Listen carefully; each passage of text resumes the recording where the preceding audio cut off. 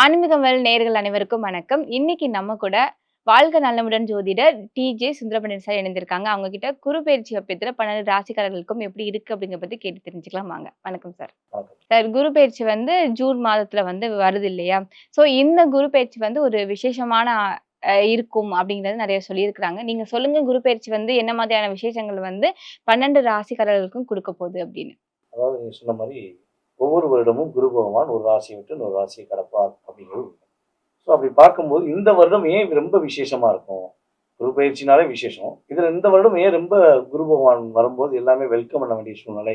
ஜோதிடர்கள் எல்லாமே ஏன் குரு பயிற்சி ரொம்ப ரொம்ப பெரிய மாற்றத்தை கொடுக்க போகுது அப்படின்னு சொல்றோம் அப்படின்னா, நம்மளுடைய குரு பகவான் மிதுன ராசியிலிருந்து கடக ராசியை நோக்கி வரார். அப்ப கடக ராசி அப்படிங்கிறது பார்த்தீங்கன்னா காலச்சக்கரத்துக்கு 4ஆம் இடம். ஸோ இந்த 4ஆம் இடத்துல குரு பகவான் பார்த்தீங்கன்னா பொதுவாகவே கடகராசியில தான் குரு பகவான் உச்சம் அடைகிறார். அப்ப உச்சம் அப்படிங்கிறது என்னன்னா வில் பவர் அதிகம். தனக்கு பிடிச்ச வீட்டுல ரொம்ப சந்தோஷமா இருக்கக்கூடிய தன்மை தான் உச்ச நிலை அப்படின்னு சொல்லுவோம். ஸோ அப்படிப்பட்ட உச்ச வீட்டுக்குள்ள வரக்கூடிய குரு பகவான் அவருடைய பார்வை பலன் அப்படின்னு சொல்லுவோம். எப்பவுமே குருவுக்கு ஸ்தான பலத்தை விட பார்வை பலன் அதிகம். அவர் பார்க்கிற இடம் எல்லாம் மிக சிறப்பா இருக்கும் அப்படின்னு சொல்லுவோம். ஸோ அப்படிப்பட்ட நிலையில குரு பகவான் பாத்தீங்கன்னா அவர் 5ஆம் பார்வை மூலமாக விருச்சக ராசியை பார்க்க, அதே போல 7ஆம் பார்வை மூலமாக மகர ராசியை பார்க்க, 9ஆம் பார்வை மூலமாக நம்முடைய மீன ராசியை பார்க்க. ஸோ அப்போ ஒவ்வொரு ராசியை பார்க்கும்பொழுது நம்ம மேச ராசியிலிருந்து ஒவ்வொரு ராசியை நம்ம சொல்லும் போது அந்த ராசி அவங்களுக்கு எத்தனை தொடர்பா வருது, எத்தனை பாவகமா வருது, ஸோ அதன் அடிப்படையில் அவங்களுக்கு என்ன விஷயம்லாம் கிடைக்கும் அப்படிங்கிறத நம்ம தெளிவாக பார்க்க போறோம். ஸோ பொதுவாகவே இந்த குரு பகவான் கொஞ்சம் வில் பவரா பார்க்கும்போது கிடைக்கும் அப்படிங்கிறது நம்ம 20% சொல்லுவோம்னா இந்த வட்டம் 40% கொடுப்பாரு. மிகப்பெரிய ஒரு எதிர்பார்ப்புகளை பூர்த்தி செய்வார் அப்படிங்கிறது உண்மை.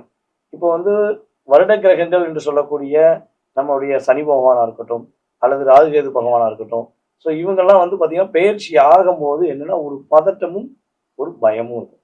ஆகா, சனி பயிற்சி வரப்போகுது, அவர் என்ன பண்ண போறான்னே தெரியல, என்ன நடக்க போகுதுன்னே தெரியலங்கிற மாதிரி ஒரு பயம் இருக்கும். அது ராகுகேது பயிற்சிக்கும் இதே தான். ஐயோ நிழல் கிரகங்கள், ஸோ இவங்க என்ன பண்ணுவாங்களோ, எது நமக்கு பிரச்சனை வந்துருமோ அப்படிங்கிற நிலைமையில மக்களுடைய மென்டாலிட்டியே அப்படிதான் இருக்கும். ஸோ ஆனால் குரு பயிற்சி மட்டும் என்ன பண்ணுவோம்னா, ஆஹா குரு பயிற்சி வருதுங்க, ஏதாவது ஒரு நல்லது நடந்துருமா, ஏதாவது ஒரு மாற்றம், நான் அதாவது இப்ப இருக்கிற நிலையை விட்டு ஒரு நல்ல ஒரு மாற்றமான நிலைக்கு போயிடுவோமா அப்படிங்கிற சிந்தனையை கொடுக்கக்கூடிய கிரகமாக தான் குரு பகவான் இருக்கார். ஏன் குரு பகவான் அப்படி இருக்கார் அப்படின்னா, கிட்டத்தட்ட பார்த்தீங்கன்னா 9 கிரகங்கள். ஸோ இதுல பார்த்தீங்கன்னா 2 கிரகங்கள் ராகு கேது அப்படிங்கிற நிழல் கிரகம். ஸோ மீதி உள்ள 7 கிரகங்கள்ல மிக சுப கிரகம் அப்படின்னு சொல்லுவோம். அதாவது 7 கிரகங்கள் சூரியன், சந்திரன், அதே போல பார்த்தீங்கன்னா செவ்வாய், புதன், சுக்கிரன் அப்படிங்கிற கிரகங்கள் அப்படின்னு சொல்லி எடுத்துக்கிறோம். ஸோ சனி பகவான், ஓகேவா. ஸோ இப்படி பார்க்கும்போது நம்ம குரு வச்சத்தோம்னா 7 கிரகங்கள் ஆயிடுது. ஸோ இந்த குரு பகவான் சுப கிரகமா இருக்கனால அவர் எல்லாத்துக்கும் நன்மையை தான் செய்வார் அப்படிங்கிற மென்டாலிட்டி எல்லாருக்குமே இருக்கு. அதே போல ஒரு திருமணம் விஷயமா இருக்கட்டும், திருமணம் பாக்கியம் அப்படின்னா என்ன பண்ணணும்னா குரு பார்வை இருக்கா, இது கலோக்கியலாவே நம்மளுடைய வில்லேஜ்ல ஜோதிட பழமொழியில எல்லாருமே சொல்லக்கூடிய விஷயம்லாம், ஏங்க ராசிக்கு குரு பார்வை இருக்குங்க, கல்யாணம் முடிஞ்சிடும், ஏங்க உங்க லக்னத்தை குரு பார்க்காருங்க, சீக்கிரம் கல்யாணம் முடிஞ்சிடும் அப்படிங்கிற ஒரு ஒரு இணைவை நம்ம எப்பவுமே வச்சிருக்கோம். ஸோ அப்ப குரு பார்வை கோடி நன்மை அப்படிங்கிறனால குரு உங்களுடைய ராசிக்கு எத்தனாம் இடத்தெல்லாம் பார்க்காரோ அந்த இடத்தில் உள்ள உங்களுக்கு காரணம் சார்ந்த விஷயங்கள், உறவு சார்ந்த விஷயங்கள் மிகப்பெரிய மாற்றத்தை கொடுக்கக்கூடிய தன்மை இந்த குரு பயிற்சி ரொம்ப சூப்பரா இருக்க போகிறது. அடுத்ததா ரிஷப ராசிக்காரர்களுக்கு பார்க்க போறோம். நம்ம ரிஷப ராசி நேயர்களுக்கு இந்த குரு பெயர்ச்சி காலகட்டம் எப்படி இருக்கு? குறிப்பா பாத்தீங்கன்னா ரிஷப ராசிக்காரர்களுக்கு இந்த காலகட்டத்துல காதல் அப்புறம் திருமண வாழ்க்கையெல்லாம் எப்படி இருக்கு? அல்லக்க பிரச்சனைகள்லாம் சரியாகுமா? புதுசா காதல் எதிர்பார்த்துட்டு இருக்கவங்களுக்கு காதல் கை கொடுமா சார்? பொதுவாகவே ரிஷபராசி காதலுக்கு ஒரு மிகப்பெரிய தன்னை அர்ப்பணிக்கக்கூடிய ராசி. ரிஷபராசிக்காரங்களை ஒருத்தவங்க காதல் பண்றாங்கன்னா ஆப்போசிட் பார்ட்டி கொடுத்து வச்சவங்க ரொம்ப ரொம்ப பாசமா, அதாவது மனதுக்குள்ள உள்ள காதலை வெளிப்படுத்துறதுக்காக என்ன தியாகனாலும் செய்வேன், நான் உனக்காக என்னன்னாலும் செய்வேங்கிற ஒரு எல்லைக்கு போகக்கூடிய ராசியில ஒரு 5 ராசிகள்ல முதன்மையான ராசியாக ரிஷபராசி. இவங்க காதல் பாத்தீங்கன்னா ரொம்ப புனிதமானது, தெய்வீக காதலா போகும். அந்த சைடுல இருந்து தேவையில்லாத காதலாவே யூஸ் பண்ணுவாங்க.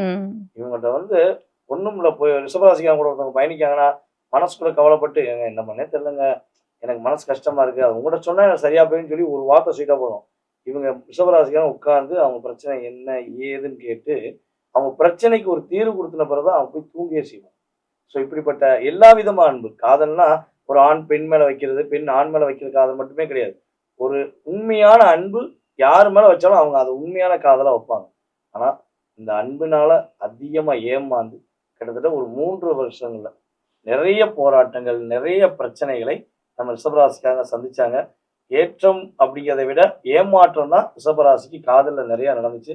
ஸோ அந்த நிலை அப்படிங்கிற சூழ்நிலையிலிருந்து ஒரு மாறாக ரிஷப ராசிக்கு 2ஆம் இடத்துல இருந்த குரு பகவான் 3ஆம் இடத்துக்கு பயிற்சியாகி போய் நம்முடைய ரிஷப ராசிக்கு 7ஆம் வீடான விருச்சக ராசியை தன்னுடைய 5ஆம் பார்வை மூலமா பார்க்கறனால ஆட்டோமேட்டிக்கா இவங்களை புரிந்து கொண்ட உறவுகள் இனிமே இவங்க கூட போவாங்க. அது காதலா இருக்கட்டும், நட்பா இருக்கட்டும். ஸோ இப்படிப்பட்ட உறவுகள்ல உண்மையான உறவுகள் கூட இருப்பதற்கான வாய்ப்புகள் இருக்கு. போலியான உறவுகள் உறுதியாக நம்ம குரு பயிற்சி ஸ்டார்ட் ஆகி ஒரு குறைஞ்சது 3 மாதத்துக்குள்ள கட் ஆகி ஓடிடுவாங்க. ஏன்னா நீ போலி, நீ கூட இருக்காதன்னு அவரே தள்ளி விட்டுருவாரு. அப்ப ஆட்டோமேட்டிக்கா கட் ஆகுதுன்னா நீங்க பண்ண புண்ணியம்னு வச்சுக்கோங்க. கட் ஆகாம கம்யூனிகேஷன் ஆகுதுன்னா அவங்க உங்க மேல வச்சிருக்காங்க உண்மையான அன்பு. ஸோ அப்போ அவங்க கூட டிராவல் பண்ணலாங்கிறத நினைக்கக்கூடிய வாய்ப்பு. புதிய காதல்லாம் வரும். இவங்களுக்கு காதல் வராமே இருக்காது. இவங்க தேடி ஒரு என்ன சொல்றேன்னா, ஸ்வீட் கடையில நம்ம தேடி வர மாரி, அந்த மாதிரி. அந்த மாரி ஆட்டோமேட்டிக்கா வந்து கேட்ச் ஆகும். இவங்க மேல ஒரு அன்பு, பாசமா ஒரு அக்கறைலாம் வரும். ஸோ நிதானமா செலக்ட் பண்ணாங்கன்னா, காதல்ல வெற்றி தான். அதுல எந்த மாற்றம் கிடையாது. காதல் திருமணம் முடிப்பதற்கான வாய்ப்புகள் இந்த வட்டம் கொஞ்சம் 60% நம்ம ரிஷபராசி என்பவர்களுக்கு வாய்ப்பு அதிகமா இருக்குங்கிறத பார்ப்போம். சுய ஜாதகத்தையும் ஒரு அவங்க செக் பண்ணிட்டு, காதல் நிலையாக இருக்குமா? அல்லது நிலையில்லாம போயிருமாங்கிறத செக் பண்ணிட்டு பார்த்துக்கிட்டாங்கன்னா, ரொம்ப சந்தோஷம் பார்க்கலாம். அதேபோல நீங்க சொன்ன மாரி திருமண வாழ்க்கை அப்படிங்கும்போது, கிட்டத்தட்ட வந்து பார்த்தீங்கன்னா, இந்த திருமண வாழ்க்கையில அதிகமான போராட்டங்கள். என்னுடைய கணவர் என்னை புரிஞ்சுக்கவே மாட்டேங்கிறாரு. நான் கேட்கிறது அன்பு தான். என் கூட ஒரு 2 மணி நேரம் பேசு, ஒரு 1/2 மணி நேரம் பேசுன்னு தான் கேட்கேன். அந்த பேசுறது கூட டைம் கிடைக்க மாட்டேங்கி. கேட்டா அவரு பிஸிங்கிறாரு. ஆனா வேற எல்லார்ட்டயும் பேசிட்டு இருக்காரு. அப்படின்னு எதிர்பார்க்கிற பெண்களா இருக்கட்டும். என் பேச்ச என் மனைவி கேட்கவே மாட்டேங்கா. அவங்க அம்மா பேச்ச மட்டும் தான் கேட்கா. அவங்க அம்மா என்ன சொன்னாலும் அவங்க அப்படியே நடக்கா. அவங்க தாய் மாமா சொன்னா கேட்காங்க. ஆனா என் பேச்ச மதிக்க கூட மாட்டேங்கிறாங்கன்னு நினைக்கிற ரிஷபராசி ஆண்களா இருக்கட்டும். இனிமே உங்க பார்ட்னர் உறுதியாக உங்களுடைய பேச்ச கேட்டு, உங்களுடைய அன்பை புரிந்து கொண்டு, உங்க கூட பயணிக்கக்கூடிய வாய்ப்பு உறுதியா உண்டாகும். ஸோ பிரிய வேண்டிய சூழ்நிலை இப்ப இருக்கு. ஐயா நாங்க வந்து ஒரு கோர்ட் கேஸ் வரையும் போறோம். இல்ல அவங்க அவங்க வீட்ல இருக்காங்க, நான் என் வீட்ல இருக்கேன். இல்ல ஒரே வீட்ல இருக்கோம், பிரிஞ்சிடலாமான்னு நினைக்கும். ஸோ இப்படிப்பட்ட மனநிலையில இருக்கக்கூடிய ரிஷபராசி என்பவர்களுக்கு உறுதியாக சேர்வதற்கான வாய்ப்புகளை குரு பகவான் கொடுத்துருவார். வேண்டாம், புரிஞ்சுக்கோ. ரிஷபராசிக்காரங்க ரொம்ப தங்கமானவங்க. அவங்கள அவங்கள விட்டுட்டு போய் நீ யார போய் வந்து வாழப் போற? நீ வாழக்கூடிய வாழ்க்கை போலியா தான் இருக்கும். உண்மையான வாழ்க்கை வாழுன்னு அவர் இன்டிமேஷன் பண்ணுவதற்கான வாய்ப்பு இருக்கு. சம்டைம் ஐயா பிரிஞ்சுட்டோம். 3 வருஷத்துல கல்யாணம் முடிச்சு 3 நாள் கூட வாழல. 3 மாசம் கூட வாழல. நாங்க பிரிஞ்சுட்டோம். இப்ப எங்களுடைய வாழ்க்கை தனிமரமாக இருக்கு. நாங்க இப்படியே வாழ வேண்டிய சூழ்நிலை எங்களுக்கு வந்துருமா? அப்படின்னு நினைக்கக்கூடிய ரிஷபராசி என்பவர்களுக்கு புதிய வாழ்க்கை துணை அமைவதற்கான வாய்ப்பு 100% 2வது திருமணம் முடிக்கணும்னு காத்திருக்கவங்களுக்கு 2வது திருமண பாக்கியம் உண்டு. அவங்களுக்கே திருமணத்துக்காக வரன் பார்த்துட்டு இருக்காங்கன்னா, இப்ப திருமணம் கைகூடும். இவங்களுடைய மூத்த சகோதரருக்கோ, சகோதரிக்கோ வரன் முடியல. இல்ல அவங்களுக்கு திருமண லைஃப்ல ஒரு பிரச்சனை இருக்கு. இல்ல அவங்களுக்கு கல்யாணம் முடியவே இல்லைன்னு வருத்தப்பட்டாங்கன்னா, அவங்களுக்கும் சுப நிகழ்ச்சி நடத்துவதற்கான வாய்ப்புகள் சூப்பரா இருக்கு. நம்மளுடைய ரிஷபராசி வீட்ல கெட்டிமர சத்தம் கேட்பதற்கான வாய்ப்புகள் ரொம்ப சூப்பரா இருக்கு. Okay sir. இப்ப வந்து ரிஷப ராசிக்காரர்களுக்கு வந்து எனக்கு குழந்தை பிறக்கணும். நான் ரொம்ப நாளா வெயிட் பண்ணிட்டு இருக்கேன். எப்ப எனக்கு கிடைக்கும்னு தெரியல. நான் நெறைய ட்ரீட்மெண்ட்லாம் பண்ணிட்டேன். ஆனா இப்பவும் எனக்கு ஒரு நல்ல செய்தி வந்து கிடைக்கவே இல்ல. அப்படின்னு கஷ்டப்பட்டுட்டு இருக்க நம்ம ரிஷப ராசி நேயர்களுக்கு குழந்தை பாக்கியம் இந்த காலகட்டத்தில கிடைக்குமா? இவங்களுடைய குலதெய்வ கோயில்ல போய் இவங்க மனசார கிட்டத்தட்ட ஒரு 5 லிட்டர் எண்ணெய், நல்லெண்ணெய் வாங்கி குடுக்குறது. தீப எண்ணெய். அங்க என்ன தீப எண்ணெய் போடுறாங்களோ, 5 லிட்டர் நல்லெண்ணெயோ, தீப எண்ணெயோ வாங்கி குடுத்து, மனசார கணவன் மனைவி ஒன்று சேர்ந்து போய் வேண்டி, ஒரு என்ன சொல்லணும்னா, தெய்வத்துக்குரிய பட்டு, சேலை என்ன விஷயங்களோ, தேங்காய் பழம்லாம் வச்சு மனசார வேண்டி, இந்த குரு பயிற்சி நடந்த பிறகு, இவங்க 2 பேரும் போய் உட்கார்ந்து பொறுமையா அவங்க குலதெய்வ கோயில்ல போய் வேண்டிட்டு வந்தாங்க. 2 பேருடைய குலதெய்வத்துக்கும் போணும். பெண்ணுடைய குலதெய்வ கோயிலுக்கும் போணும். ஆணுடைய குலதெய்வ கோயிலுக்கும் போணும். 5 லிட்டர் எண்ணெய் வாங்கி குடுக்கணும். வாங்கி மனசார தீபம் போட்டுட்டு, எங்களுக்கு இந்த வருடம் குழந்தை பாக்கியம் வேணும்னு வேண்டிட்டு வந்தாங்கன்னா, குருவுடைய அருளாலும், குலதெய்வத்தின் அருளாலும், இவங்க எத்தனை ட்ரீட்மெண்ட் பார்த்திருந்தாலும், அதெல்லாம் தூக்கி போட்டுட்டு, இவங்க மனசார வேண்டிட்டு வந்து, இவங்க திருமண வாழ்க்கைக்குள்ள, இல்லற வாழ்க்கையில சந்தோஷமா வாழ்ந்தாங்கன்னா, உறுதியாக குழந்தை சத்தம், குழந்தை பாக்கியம் உறுதியாக இவங்க வீட்டில் கிடைக்கும் என்பது உறுதி. அதே போல குழந்தைகள் ரிஷபராசி நபர்களுடைய பேச்சை கேட்கவே மாட்டேங்கி அவங்க எவ்வளவோ அவங்க குழந்தைகளுக்கு அறிவுரை சொல்றாங்க, அன்பை காட்டுறாங்க, அக்கறை காட்டுறாங்க. ஆனா அது குழந்தைகள் அவங்களுடைய நண்பர்களுடைய பேச்சை கேட்டு அப்பாவையோ அம்மாவையோ ஒரு கொஞ்சம் கூட மதிக்காம இருக்குன்னு வருத்தப்படுறாங்கன்னா இதே தான். குழந்தைகளை கூட்டு போயிட்டு குழந்தை கோயில போய் அதே 5 லிட்டர் எண்ணெய் வாங்கி கொடுத்து இவங்க மனசார தீபம் போட சொல்லி வேண்டிட்டு வந்தாங்கன்னா குழந்தைகள் இவங்க பேச்சை தவிர மற்றவங்க பேச்சை கேட்கறத ஸ்டாப் பண்ணிடுவாங்க. இப்ப நண்பர்கள் மூலமா எனக்கு ஒரு வாய்ப்பு நான் எதிர்பார்த்துட்டு இருக்கேன். அவங்க மூலமா வந்து ஒரு ஹெல்ப் வந்து எதிர்பார்த்துட்டு இருக்கேன் அப்படின்னா, இந்த காலகட்டத்துல ரிஷப ராசிக்காரர்களுக்கு அந்த விஷயங்கள்லாம் கைகூடுமா?